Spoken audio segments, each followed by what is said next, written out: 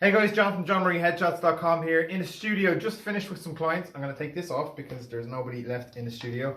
I don't need my COVID mask. Anyway, I'm always talking about where I get these weird inspirational things for my videos, or the inspiration for these things for my videos. Not to say that I'm inspirational in any way, shape or form, but I was watching Grey's Anatomy last night and Dr. Weber was talking about cancer cells, and it led me to think about thought processes. So essentially what he said was, I'm not going to quote it specifically or perfectly because I don't remember it, but he was talking about cells, and he said that cells multiply, and they'll always multiply, they'll always grow, and they'll always multiply because that's what they do. And they don't stop that until something traumatic happens to them. But then if we look at cancer cells, the same, even though they're a negative, something within them is a positive. So for themselves, they are a positive, and they're not going to stop growing or multiplying until something happens to try and stop them. That's the same as our thought processes. We live through life, and as kids, we have these great positive thought processes where we think we're amazing. We think we're superheroes until we're about 7 years of age. But when we get to be adults, then all of a sudden things creep in. We're looking at Instagram, we're looking at Facebook, we're looking at other people's lives, we're looking at the cars that they drive, and we're looking at how rich they are and who got promoted over you. And they're all negative thoughts. They're cancerous thoughts. They're negative towards the positive thoughts that we had about ourselves. So what they're doing, in effect, is they're overtaking the positive thoughts, and the more we have them, they become a habit. So we put ourselves into the habit of thinking negatively towards ourselves. We put ourselves down for things that we don't really need to be putting ourselves down for, and the things that we don't deserve to be saying about ourselves.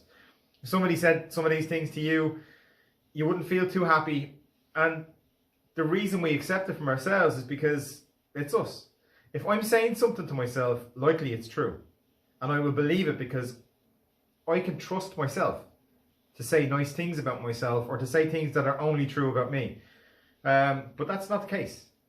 We tend to make the mistake of believing the things that we hear and we see. We see these things and we tell ourselves all the time, I'm too fat, I'm too old, I'm too ugly, I'm not rich enough, I didn't deserve that job.